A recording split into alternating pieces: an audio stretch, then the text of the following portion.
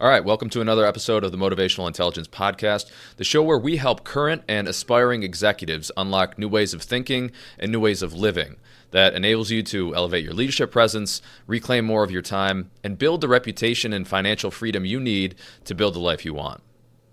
Today, we're exploring a really timeless question, which is, what makes a truly great leader? So we're breaking down the 8 most powerful leadership traits that separate great leaders from average leaders.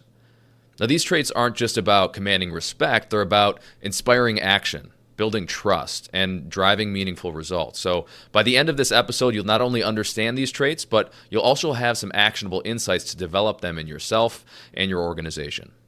So let's jump in. This is the Motivational Intelligence Podcast, your go-to resource for creating something extraordinary at work and at home. And with insights from 34 years of leadership coaching and training, we're here to help you think strategically, lead effectively, and live with greater purpose. I'm your host, Sean Johnson, and as a coach to executives and teams at some of the world's most successful companies, I've seen firsthand how these leadership traits can transform leaders and the people that they serve. This podcast is brought to you by 2Logical, a global top 20 training firm and the world leader in motivational intelligence development. We partner with leading executives to build the #1 talent pool in their industry. We've worked with over 40% of the Fortune 500 in 97 countries worldwide, and maybe we'll work with you next. To try our world-renowned executive coaching service for free, start a free trial of Mojo at joinmojo.com/trial. That's joinmojo.com/trial. You'll get unlimited access to the Mojo platform, custom onboarding, and 2 live coaching sessions free of charge. So, if you want to unlock even greater leadership presence and executive effectiveness, reclaim more of your time, and really build something special, get started with your free trial today at joinmojo.com/trial. That's joinmojo.com/trial. And the more I studied it, the more I began to see that that was the overwhelming commonality of the most successful people that I ever met. And just the empowerment of the conversations, how it just really motivates you. You don't come across people that impact you that way. Because a lot of people could say to me, oh yeah, no, I get it. But yet they really don't get it. This, if you really lean into it, can be life-changing. Mojo's is part of our DNA and what we do during team meetings. And I just looked at Randy like, oh my God. I feel like that's made a lot of impact in my direct report's life because they're not afraid to talk to me. But I started to see what this gentleman said in the podcast. And I was like, it was just kind of surreal because it was almost like he foreshadowed what I was going to be up against that week. They would come in every week and ask me, Paul, how far would you like to get? That's when I told them 105%. And they laughed and I said, no, 105% is where I'm going to be. I think that concept is one that everybody can buy into, and saying that I can improve 1% from yesterday. An unstoppable state of mind that enables you and I to achieve everything that we want out of our professional and our personal life. So I've been really excited about this conversation. And I want to start in really the most important place, which is, why do leadership traits matter? Why do some leaders inspire unwavering loyalty while others struggle to gain trust, even if they have impressive credentials, impressive experience, they have a good resume? And so the answer lies not in their authority or their title, but in their traits. And this is very much why leadership is not about the title that you have, but it's about the traits that you embody, the person that you are, the enduring qualities that define our behavior, our decisions, and our relationships. At its core, leadership is about influence. It's the ability to inspire people to follow you, to work with you, to commit to a shared vision. And so leadership traits form the foundation of that influence. Because without honesty, there's no trust. And without trust, our influence collapses. Without focus, even our most basic goals become unreachable. And without a commitment to other people's success, people are going to disengage. They're going to sense that they're being used instead of valued. So think about this. Would you follow somebody that lacks confidence in their decisions? Or would you trust a leader that avoids taking responsibility? Great leadership traits don't just attract followers, they compel action, even in the face of adversity. One of the things that my mentor's mentor always used to say to him is that you have to treat people so well, you have to invest in them so much that they'll do what they need to do even when you're not there because they don't want to let you down. And that's really what being a great leader is. And this is really what separates leaders from managers, because the world is full of managers. There's no shortage of managers in the world of people that tell us what to do and how to do it. But the world is woefully lacking in true leaders. And so while managers rely on authority to enforce compliance, what leaders do is they inspire action through respect and through trust. And that's what differentiates them. Whereas managers direct tasks, leaders inspire with a purpose. Whereas managers might enforce rules, leaders embody values.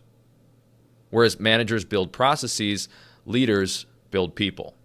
Leadership traits are the differentiator that makes people follow someone willingly, even when they don't have an obligation to.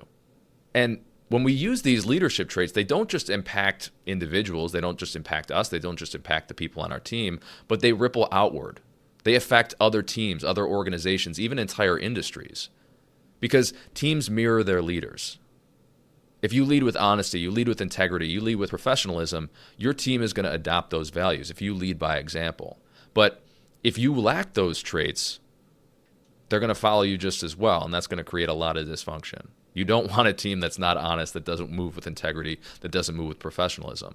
But it all starts with us. Great leaders take on that responsibility themselves. It starts with us.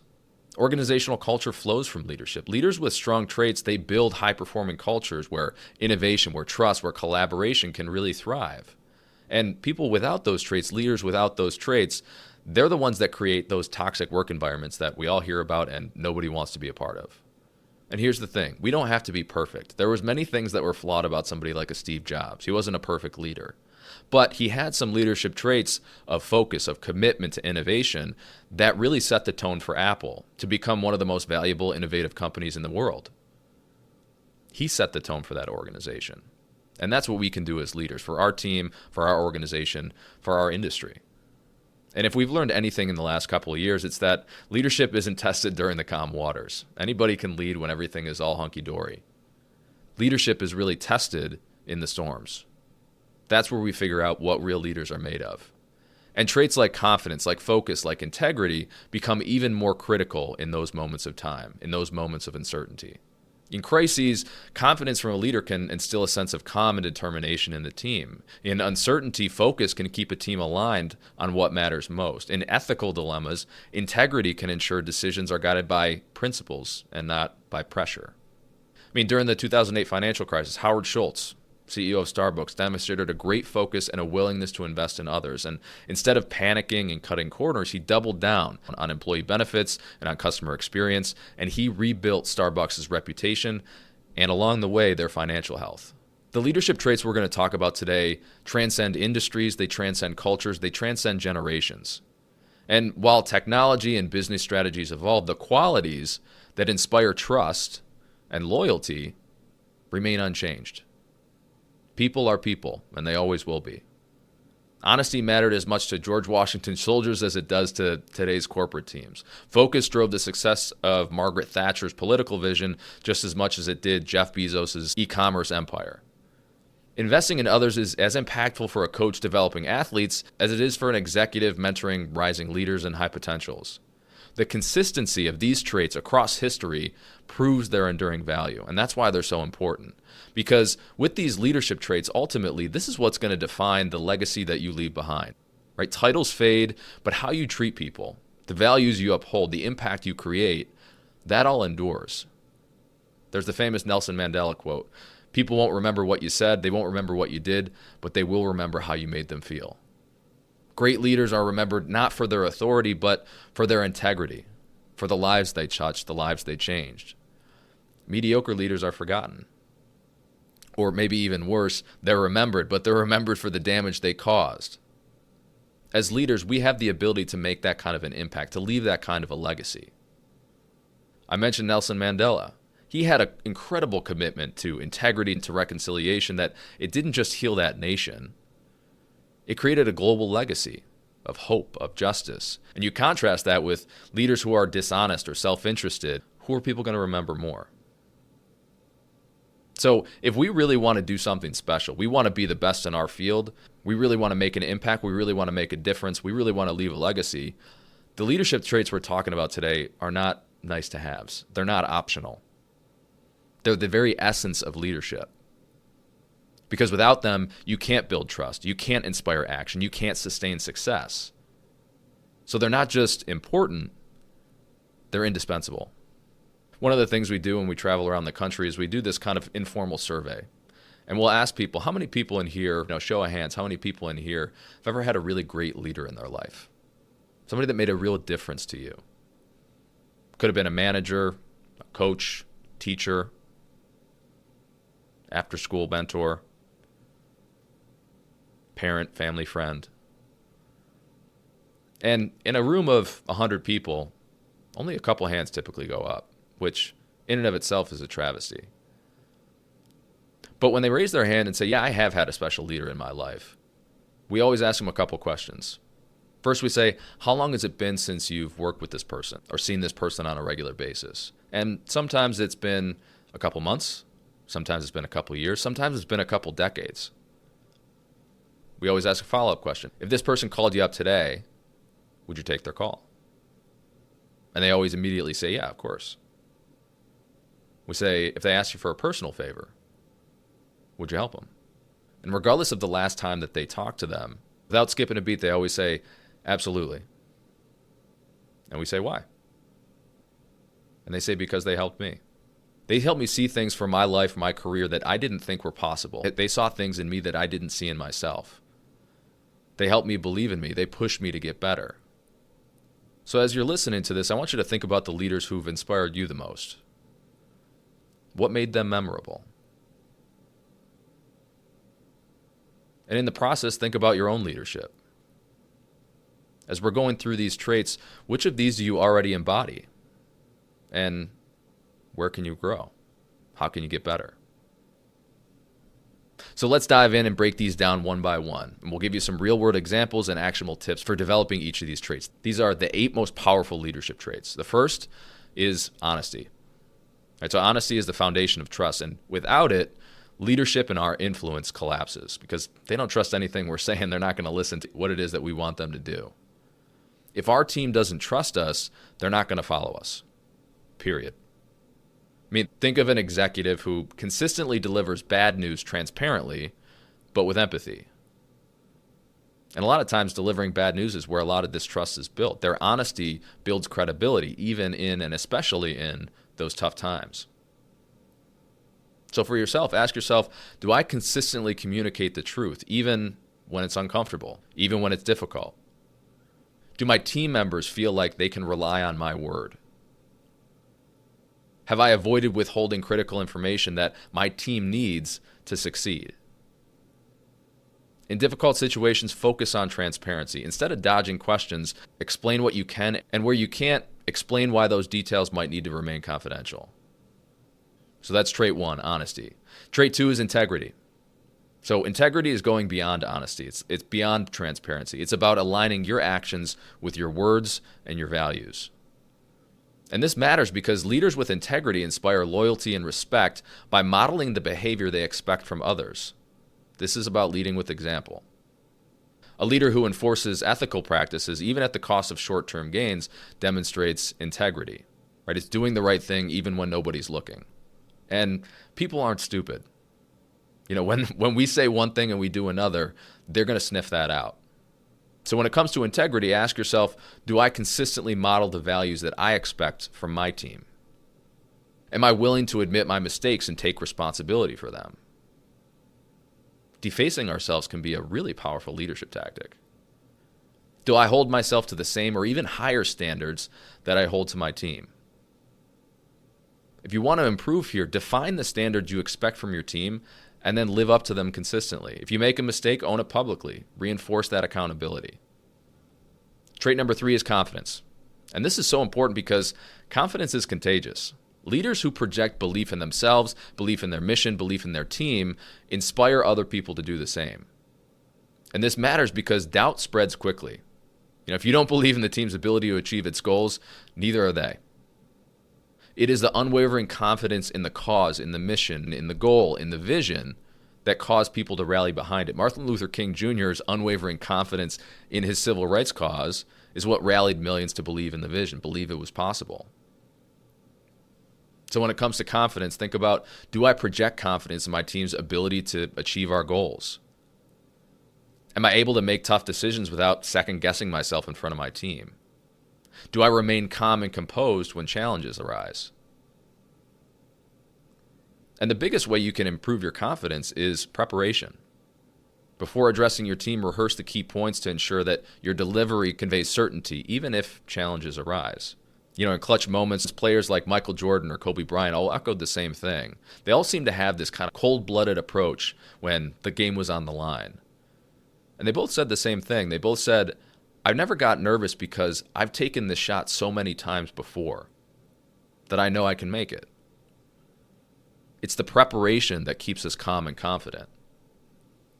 Trait number 4 is commitment to group goals. So great leaders unify their teams around shared objectives. When leaders are deeply committed to the mission, it motivates others to align their efforts and persevere through obstacles. So leaders like Gandhi never wavered in their focus of their long-term goals and the group's long-term goals. And that, again, is what inspired people around them to follow suit. So in evaluating your commitment to group goals, ask yourself, do I consistently communicate the importance of our group's goals? Am I unwavering in my support for the team's objectives even during setbacks, even during challenges? Do I recognize and celebrate progress towards those goals? Now, there's a famous saying that you need to talk about the vision 10 times more than you think you do. You need to revisit the goals and talk about them regularly, reiterate them regularly. Trait number 5 is interpersonal relationships. Treating people with respect, regardless of rank or circumstance, is a hallmark of great leadership. Treat the janitor with the same respect as you treat the CEO. And this really matters because strong relationships are going to foster collaboration and trust, especially during conflicts. So a leader who diffuses tension with respect and with empathy, they set the tone for the culture for the team. So ask yourself, am I treating all the team members, regardless of rank, with the same respect that I want to be treated?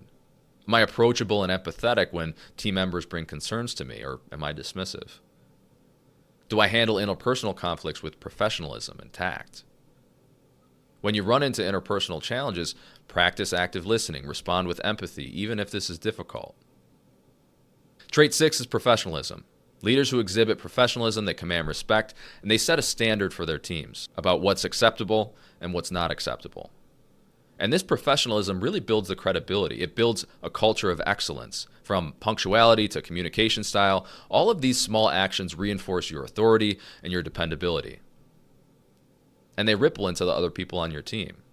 So, for example, leader that starts and ends meetings on time demonstrates a respect for other people's schedules. So when evaluating your own professionalism, ask yourself, do I consistently meet deadlines and follow through on commitments? Do I maintain composure and professionalism even in high-stakes, high-pressure scenarios? Do I set a positive example for my team in terms of communication, in terms of appearance, in terms of work ethic? Audit your professional habits. Are you modeling the behavior that you expect and that you want from your team? Trait number 7 is focus. The ability to maintain laser-like focus on key objectives is one of the things that separates great leaders from mediocre ones. Distractions and competing priorities can really derail progress, and we have more of those nowadays than we probably know what to do with. A focused leader keeps their team aligned and on track. So in evaluating your focus, ask yourself, do I consistently focus on high-impact tasks, high-payoff activities, rather than being pulled into low-priority distractions? Am I consistently making progress, or am I constantly fighting fires? Am I clear about the team's goals, and am I able to articulate them without hesitation, without having to think about it? Do I avoid procrastination? Am I more proactive than reactive? Do I maintain discipline in pursuing the objectives that we've set as a team? And the simplest way to focus is use written goals. Write down your goals. It's going to maintain the clarity, revisit them weekly, and ensure your actions align with the long-term priorities. Trait number 8 is a willingness to genuinely invest in others. And this might be the most important one. True leaders lift other people up. They coach, they mentor, they celebrate their team's successes. And investing is not only what builds loyalty and trust, but it also builds the capabilities of your team, the capabilities of the organization, a pipeline for future leaders. And so a leader that dedicates time to mentoring their team is not only improving the individual performance of each of those employees, but they're strengthening the whole team. This is really where the whole becomes greater than the sum of the parts. And so ask yourself, do I regularly provide constructive feedback and coaching to my team? Am I doing this consistently enough? Have I created opportunities for team members to develop new skills and advance their careers? Do I celebrate and acknowledge the success of others? And an easy way to do this is make sure you dedicate at least 1 hour a week to coaching and mentoring a team member. Ask them, what do you want out of your life? What skills do you want to develop? How can I support you? So those are the 8 most powerful leadership traits for executives that really want to build something special. And again, these traits aren't just concepts, they're daily practices, they're habits. They are the keys to maximizing your influence on your people and the results of your team. And between you and me, these traits are the secret to becoming a leader that people never forget. Thanks for joining us on this episode of the Motivational Intelligence Podcast. Remember, leadership isn't about being perfect. It's about striving to embody these traits every day and inspiring others to do the same. If you found this episode valuable, share it with your network, leave us a review, and join us next week for more actionable insights to elevate your executive effectiveness and your leadership presence. This podcast is brought to you by 2Logical, a global top 20 training firm and the world leader in motivational intelligence development. We partner with leading executives to build the #1 talent pool in their industry. We've worked with over 40% of the Fortune 500 in 97 countries worldwide, and maybe we'll work with you next. To try our world-renowned executive coaching service for free, start a free trial of Mojo at joinmojo.com/trial. That's joinmojo.com/trial. You'll get unlimited access to the Mojo platform, custom onboarding, and 2 live coaching sessions free of charge. So, if you want to unlock even greater leadership presence and executive effectiveness, reclaim more of your time, and really build something special, get started with your free trial today at joinmojo.com/trial. That's joinmojo.com/trial. And the more I studied it, the more I began to see that that was the overwhelming commonality of the most successful people that I ever met. And just the empowerment of the conversations, how it just really motivates you. You don't come across people that impact you that way. Because a lot of people could say to me, oh yeah, no, I get it. But yet they really don't get it. This, if you really lean into it, can be life-changing. Mojo's is part of our DNA and what we do during team meetings. And I just looked at Randy like, oh my God. I feel like that's made a lot of impact in my direct report's life because they're not afraid to talk to me. But I started to see what this gentleman said in the podcast. And I was like, it was just kind of surreal because it was almost like he foreshadowed what I was going to be up against that week. They would come in every week and ask me, Paul, how far would you like to get? That's when I told them 105%. And they laughed, and I said, no, 105% is where I'm going to be. I think that concept is one that everybody can buy into, and saying that I can improve 1% from yesterday. An unstoppable state of mind that enables you and I to achieve everything that we want out of our professional and our personal life.